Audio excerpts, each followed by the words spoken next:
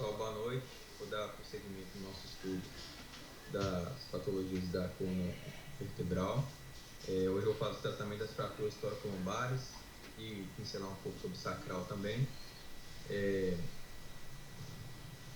As fraturas toracolombares são extremamente frequentes e é muito importante que a gente, como neurocirurgião, seja capaz de reconhecer e saber manejar esse tipo de patologia. Sendo bem direto ao ponto, existe uma tendência em tratar cirurgicamente as lesões que são consideradas instáveis. Na verdade, definir instabilidade não é tão simples quanto se parece. É mais fácil até definir estabilidade do que instabilidade. Estabilidade espinhal é a capacidade que a coluna tem em, quando submetida a cargas de estresse habitual, não provocar dano neurológico ou não causar deformidade progressiva. Para tentar definir o que seria instabilidade, que foram propostos diversos sistemas de classificação, diversos conceitos, para a gente tentar entender melhor isso aí e saber propor bem intervenção cirúrgica quando necessário. Não tem como, eu sei que o tema da aula passada foi sobre classificação de fraturas, mas não tem como eu falar sobre o tratamento hoje sem nem pincelar sobre a classificação das fraturas. Eu vou tentar ser o mais objetivo possível, mas não tem como não citar, não falar. Quando a gente está pensando em instabilidade, particularmente na região torácica, a gente tem que lembrar que existe uma estabilidade um pouco maior, provavelmente decorrente do gradil costal, as costelas, né, o externo e o ligamento costo-transverso. Inclusive, são estruturas que devem ser avaliadas quando a gente está estudando a estabilidade da coluna e das fraturas. A gente tem que avaliar também a integridade do complexo ligamentar posterior, ligamento supraespinhoso, interespinhoso, ligamento amarelo. Tem que avaliar também o tanto de perda de altura do corpo vertebral que a vértebra fraturada tem. Fraturas que têm mais de 50% de perda da altura têm tendência maior de serem instáveis. A gente divide o estudo da instabilidade na instabilidade que agrupa-se mais por instabilidade neurológica e que agrupa-se mais por instabilidade mecânica. Quando a gente está pensando em instabilidade neurológica, a gente vai avaliar se o paciente tem ou não déficit, se o déficit dele é progressivo ou não, e o comprometimento do canal, ajuda nos predizer risco de instabilidade neurológica. E do ponto de vista mecânico, se a fratura é explosão com ruptura de elemento posterior associado a uma cifose maior do que 30 graus, se ele tem colabamento do corpo vertebral, se tem presença de fragmento ósseo livre. Então, do ponto de vista de o slide desconfigurou. Do ponto de vista da oclusão do canal vertebral, a gente avalia a porcentagem da redução do calibre desse canal e é considerado risco de instabilidade neurológica quando você tem uma oclusão acima de 35% na redução do calibre do canal vertebral para as vértebras de T1 até T12, oclusão de 45% para L1 e oclusão maior do que 55% para L2 para baixo. Outra coisa que a gente avalia é o ângulo de cifotização dessa fratura, o ângulo de Cobb, que é a medida da projeção do platô superior da vértebra de cima para o platô inferior da vértebra de baixo, a vértebra fraturada, e esse ângulo, quando dá maior do que 20 a 30 graus, varia na literatura, tende a indicar uma maior chance de instabilidade também. Outra coisa que se avalia é a perda da altura do corpo vertebral. A relação da altura do corpo na porção anterior com a altura do corpo na porção posterior, quando dá perda de mais de 50% da altura, também tem uma tendência maior de instabilidade. Outra coisa que se avalia é o grau da translação, que nada mais que a medida da distância entre a parede posterior das duas vértebras. E isso vai nos dar uma porcentagem de translação também para indicar instabilidade. Os sistemas de classificação, só pincelando, talvez o mais antigo deles, o primeiro que surgiu de Paget, seria o sistema das 3 colunas de Dennis. O sistema da AOC foi o que desenvolveu, inclusive tem muita coisa para a gente com o sistema de Marshall, e o TELIX, que nos direciona tanto para a indicação de cirurgia, quanto ele também tem uma abinha lá que nos fala sobre vias propostas para a cirurgia. O sistema das 3 colunas de Dennis, só revisando também uma pincelada até mais rápido para o André, ele divide a nossa coluna espinhal em 3 colunas, coluna anterior, média e posterior. A coluna anterior seriam os 2 terços anteriores do corpo vertebral, e do ângulo fibroso e do ligamento longitudinal anterior. A coluna média seria o terço posterior do corpo vertebral, do ângulo fibroso e o ligamento longitudinal posterior. E a coluna posterior seria a lâmina, seria os processos espinhosos e o complexo ligamentar posterior. E Dennis definia como instabilidade quando tem lesão de duas ou mais dessas colunas. O sistema de classificação da O é um sistema que já tende a tentar estratificar as fraturas por mecanismo. De maneira grosseira, ele coloca que as fraturas que são do tipo explosão ou compressão seriam as fraturas do tipo A, fraturas por distração, as fraturas do tipo B, e as fraturas por translação, as fraturas do tipo C. Então, as fraturas tipo A seriam as fraturas de espinhoso de transverso sem comprometimento ligamentar, fratura tipo A1, platô sem envolvimento do muro posterior, fratura tipo A2 seria um split vertebral sem comprometimento do muro posterior também. Tipo A3 é a fratura que já pega um platô vertebral superior ou inferior, já pegando o muro posterior, e a fratura tipo A4, fratura por explosão, que pega os dois platôs vertebrais e chega a comprometer o muro posterior. As fraturas do tipo B, só funcionando bem rápido mesmo, são as fraturas que separam B1, B2 e B3. A B1 seria a que pega o espinhoso e é uma fratura por distração do mecanismo mais posterior. A fratura tipo B2, ela pega o complexo ligamentar posterior, mas não chega a pegar o espinhoso, e a tipo B3 seria por distração anterior, então pegando o ligamento longitudinal anterior. E as fraturas tipo C seriam as fraturas por translação, um mecanismo até diverso, mas desde que você tenha uma lesão ligamentar mais grave, inclusive. A classificação do TELIX é um sistema desenvolvido por Vaccaro, e que ele reúne como fatores para avaliação o tipo a morfologia da lesão, a integridade do ligamento posterior e o estado neurológico do paciente. E é para mais na tomada de decisão conservadora versus cirúrgica. E pontuações de 0 a 3, vai agregando pontuação de acordo com a morfologia, ou com a integridade, ou com o estado neurológico. Pontuações de 0 a 3 são de tratamento conservador, 4 o tratamento conservador ou cirúrgico podem ser propostos, e pontuações acima de 4 são de indicação de tratamento cirúrgico. O TELIX ele propõe uma abordagem cirúrgica também, ele sugere uma abordagem cirúrgica de abordagem por via posterior ou anterior com base no estado neurológico e na presença ou não de lesão ligamentar posterior. De maneira geral, prevalece bem mais indicada a via posterior, e ele indica a via anterior para os casos em que você tem déficit incompleto ou caldequina com lesão ligamentar, sem lesão ligamentar posterior, visando talvez até preservar um pouco mais aí. Isso é o que ele sugere, né? O complexo ligamentar posterior. E para os casos em que está rompido, uma abordagem em 360. Um conceito talvez que seja importante citar para a gente mais entender do que decorar mesmo é que McCormack propôs também uma classificação, uma avaliação que leva em consideração a morfologia da fratura para tentar predizer em quais situações são importantes se indicar você poderia indicar o via anterior ou o via posterior. Ele quis avaliar o grau de comunição dessa fratura, se é pequena, moderada ou muito alta, o tanto que os fragmentos da explosão da fratura estão separados, e o tanto de reducibilidade que você vai ter que desencadear para a deformação sagital que essa fratura desencadeou. De maneira geral, aí você vai atribuir pontuações para isso. Então, ele considerou que pontuações superiores a 6 são casos que são bons indicadores de uma abordagem combinada via anterior e via posterior. São fraturas que têm grande chance de precisar de movimentação por via anterior. No estudo das fraturas toracolombares, muitas características são comuns das duas colunas, mas a região torácica e a região lombar têm particularidades. Em relação à região torácica, eu citei algumas delas. Geralmente, o trauma para poder desencadear a fratura da região vertebral dorsal é um trauma que requer trauma de alta energia, justamente pela maior estabilidade do segmento também, né?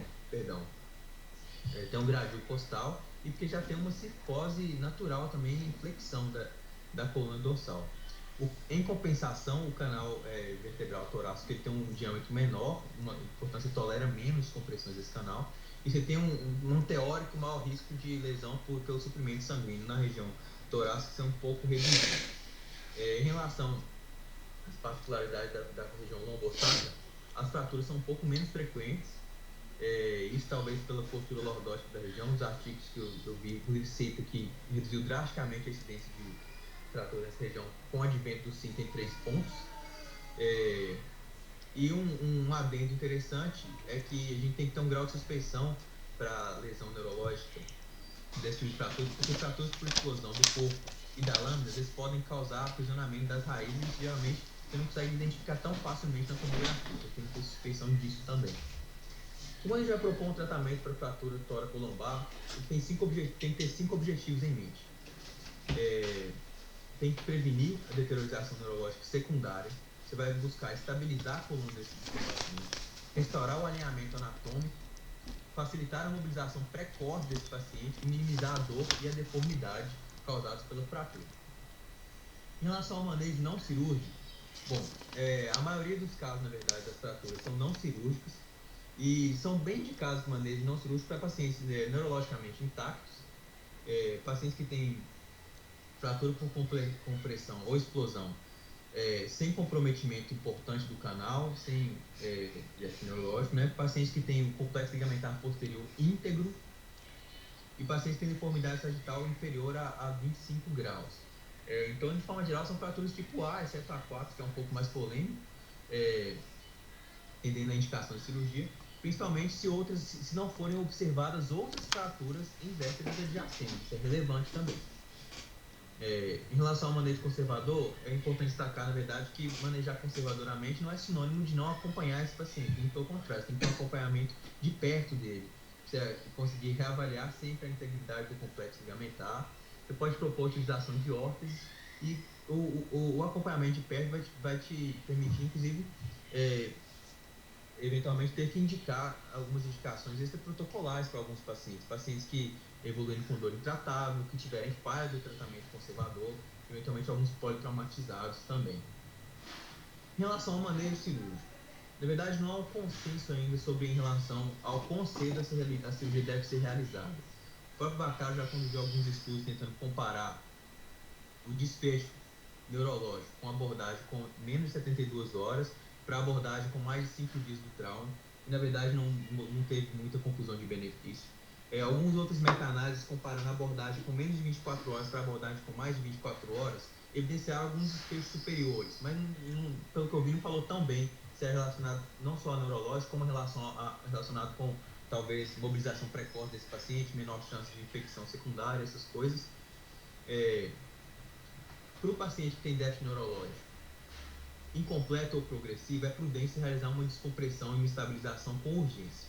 Para o paciente que é ASEA, ou seja, déficit completo, ou ASE neurointacto, é prudente que seja realizada uma cirurgia também o quanto antes, mas o quanto antes você conseguir condições seguras para a realização dessa cirurgia. Não tem evidência nenhuma para você poder sustentar uma indicação cirúrgica desses pacientes no meio da madrugada, no meio da noite, por exemplo. Tem que ter condições adequadas. Em relação ao manejo cirúrgico, um pequeno adendo, sabe? Antes de falar da cirurgia propriamente dita, né, um procedimento que pode ser muito bom para fraturas em compressão, com proposta conservadora, mas até mesmo com dor axial. Perdão. É aqui no meu que está falando?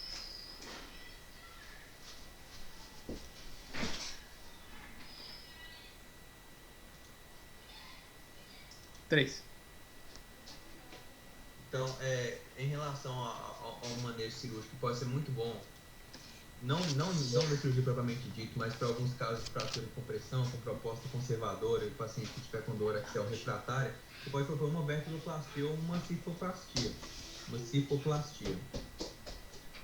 Aqui é uma foto mostrando uma fratura com achatamento importante aí de L5, 4, 3, 2, de L1, em que foi realizada uma cifoplastia.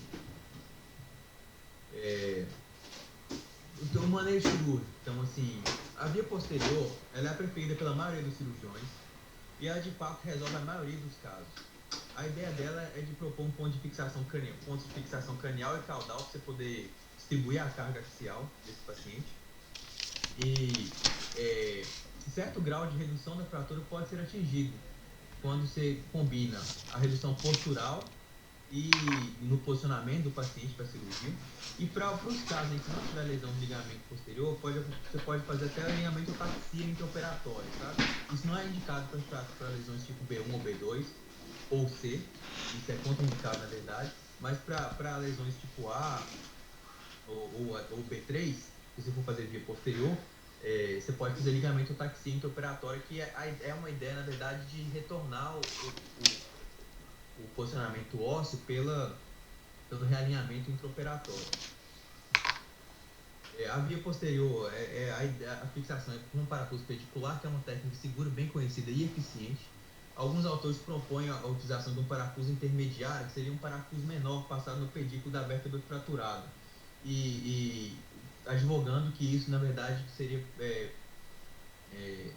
bom para aumentar a estabilidade da instrumentação. De preferência, se for passar, passaria do lado direito, talvez, para permitir uma via posterior, né? Seria o melhor dos mundos. Então, em relação à decisão de quantos níveis fixar por via posterior, ela passa pela determinação de qual que é o tipo da lesão, né? O grau da fratura, né? E do comprometimento ligamentar, bem como da qualidade óssea desse paciente, né? Lesões de alto grau de energia, e instabilidade, tipo as lesões tipo C, elas geralmente demandam fixação estendida, com 3 níveis acima e 3 níveis abaixo. Alguns autores falam 2 níveis acima e 2 níveis abaixo. Isso você não corre o risco de ter uma lesão ligamentar adjacente ao nível fraturado, que você não diagnosticar, você fixa o nível fraturado, mas tem uma lesão ligamentar que você eventualmente não identificou, pode cursar com uma doença de nível superior, por exemplo, né? A laminectomia isolada é um procedimento ineficiente para o tratamento de lesão neurológica decorrente do trauma, isso porque ela pode agravar e completar, na verdade, as lesões ligamentares posteriores. Isso pode aumentar o grau de cifose do paciente, principalmente porque vai aumentar a sobrecarga na porção anterior da medula.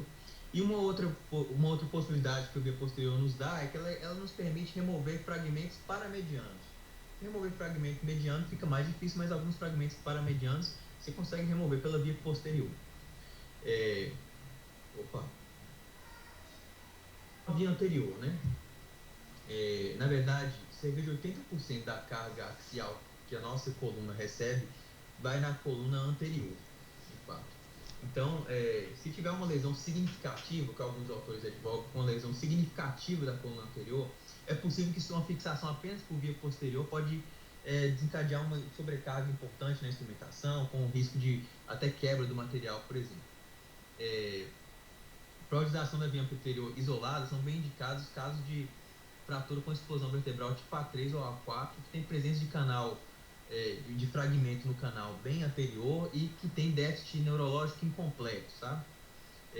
Ela pode ser utilizada por via em combinação com a via posterior ou de maneira isolada. Aqui é um caso de uma fratura de L2, L4, 5, 4, 3, 2, de L2, em que a gente consegue perceber que tem uma oclusão importante do canal aqui, né, superior a uns 70%. Como eu falei lá, L2 toleraria até 55%, né? Foi proposto uma abordagem por via anterior. Essa aqui, uma imagem mostrando a mesma coisa, uma oclusão do canal muito importante, que foi proposta a abordagem via anterior também, justamente pensando nisso. Fragmento bem mediano, né? Então a via anterior ela é boa para fraturas em explosão com déficit incompleto, que tem um complexo ligamentar posterior intacto e uma cifose maior do que 40 graus. E para o paciente que se apresentar com lesão importante na região dorsal, contraindicando a abordagem por via posterior. Eu acho que isso aí é mais difícil a gente encontrar, mas é uma indicação também para você pensar na via anterior. Quando você vai pensar em complementar a via posterior com uma via anterior? Nos casos em que você tiver um fragmento residual após a via posterior, que estiver comprometendo mais de 35% do canal ou eventualmente desencadeando déficit neurológico. Nos casos em que você tiver um aumento da cifose ou que cursar com pseudoartrose após a via posterior, ou para os casos em que você tiver fragmento com cortical invertido. A via anterior, então, ela permite uma descompressão direta do canal, Ela permite uma reconstrução da coluna anterior em média utilizando seja enxerto autólogo, heterólogo ou cage. E eu vou falar um pouquinho da técnica, mas não vou falar tanto não, mas idealmente ela é preconizada do lado direito para as fraturas torácicas altas, perfeito até T11, na verdade, você precisa evitar o arco aórtico e para as fraturas toracolombares, você utiliza o lado esquerdo para você poder fugir do fígado no acesso. As fraturas mais baixas, raramente, as fraturas lombares mesmo, muito raramente requerem abordagem via anterior. A via posterior ela é bem mais indicada. O posicionamento seria com decúbito lateral verdadeiro, a anatomia não é tão simples. E para lesões de T12 e L2, a incisão é longa ao longo da costela, você pode retirar ou não a costela. Idealmente deve manter-se extrapleural e reparar o diafragma em caso de lesão. E após identificar a musculatura abdominal, você vai ter que fazer uma incisão para poder identificar o acesso, o espaço retroperitoneal. Nas lesões mais altas, você pode ter que tirar a costela e a articulação cosvertebral também pode ter que ser removida para você conseguir expor o pedículo e o forame adequadamente. E uma vantagem que ela tem é que você vai impactar o queijo ou o enxerto com a visualização direta da dura mácula. Tem que lembrar sempre no pós-operatório da colocação de tubo de toracostomia e ter um controle radiográfico rigoroso para você não ter risco de pneumotórax, né? Então, as complicações da via anterior, a gente separa em 3 grupos de complicações. As complicações relacionadas com acesso, com a descompressão ou com a reconstrução. As complicações relacionadas com acesso, na verdade, a isso não é pequenininho. As principais estão relacionadas seriam pneumotórax, atelectasia ou pneumonia, mas também tem a risco de infecção de ferida, lesão do nervo gênito femoral, principalmente para o tratamento de fraturas de transição, lesão do plexo lombar, para fraturas de L2 ali, né? Lesões de veia cava ou ilho paralítico, quando você vai fazer mais na transição também. E as relacionadas com a descompressão, na verdade, são bem raras. Por quê? Provavelmente porque durante o acesso você consegue uma mobilização boa da dura mácula. Então, o risco de lesar é mais baixo. E ela te permite uma descompressão mais segura. Já os riscos relacionados com a reconstrução, o paciente pode ter cifose em até 25% dos pacientes sem fixação interna e em 5% dos pacientes que têm fixação interna da via anterior. Pseudartrose ocorre em até 5% dos casos e geralmente as complicações da via anterior estão relacionadas mais com o tipo de implante, ou com o material ou relacionadas com a técnica. Em relação à coluna sacral, vou citar rápido aqui a pedido do Dr. Guilherme, a nossa coluna sacral são 5 vértebras,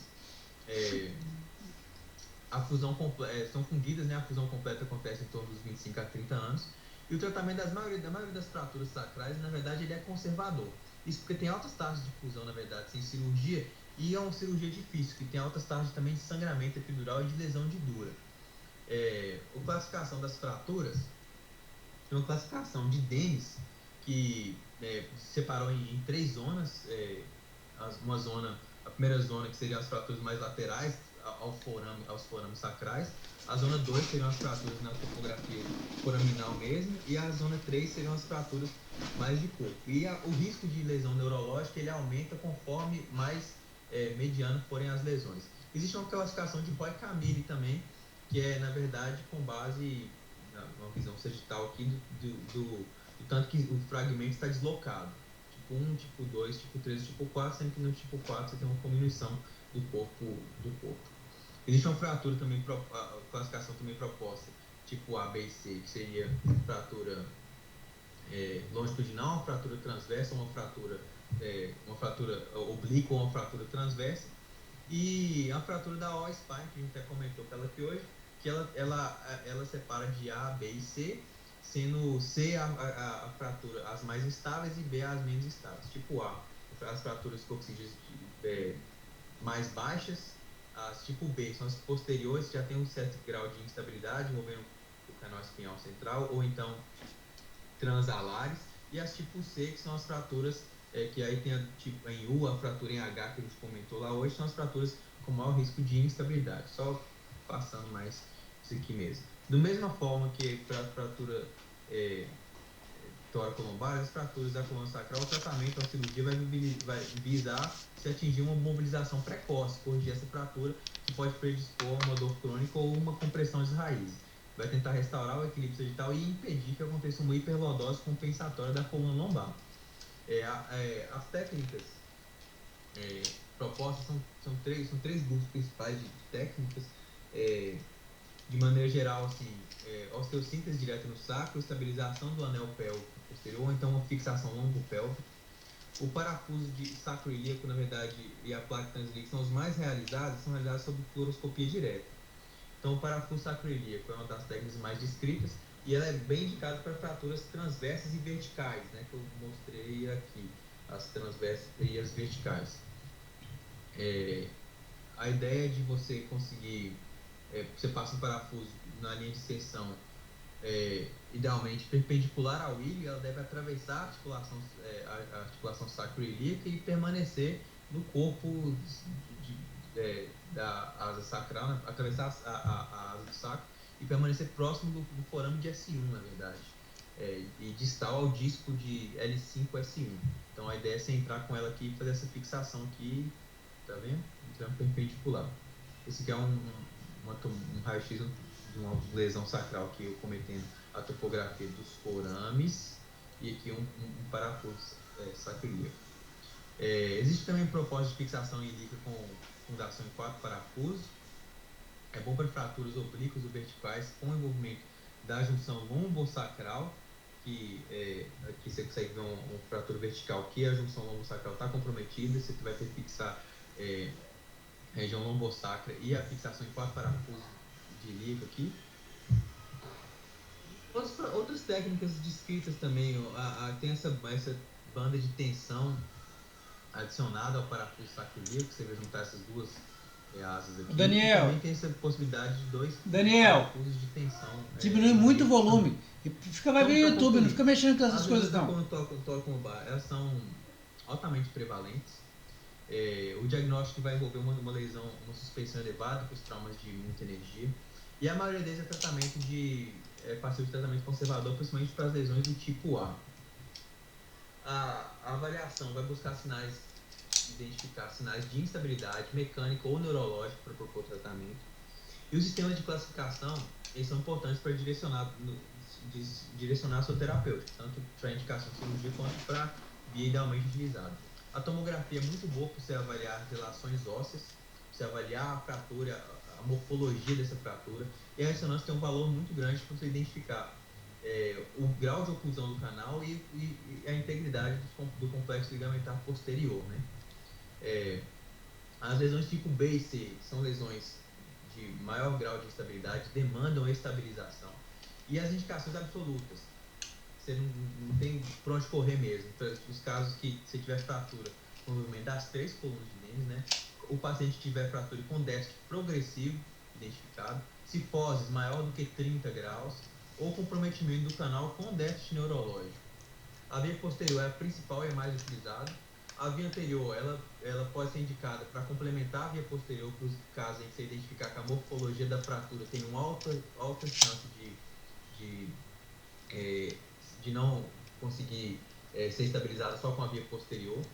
E ela é boa para compressões importantes mais do anterior do canal. Você vai ter um pouco mais de dificuldade de descomprimir por via posterior isolada.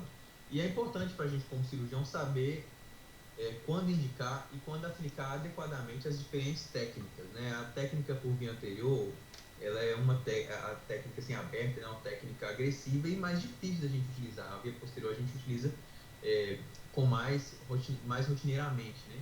Mas ela tem casos em que ela é bem indicada, bem fundamentada, e é importante a gente saber disso também.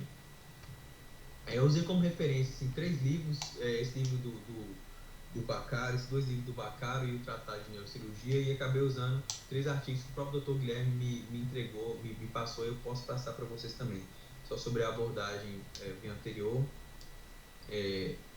sobre a técnica e sobre o manejo agudo do trauma tóraco-lombar.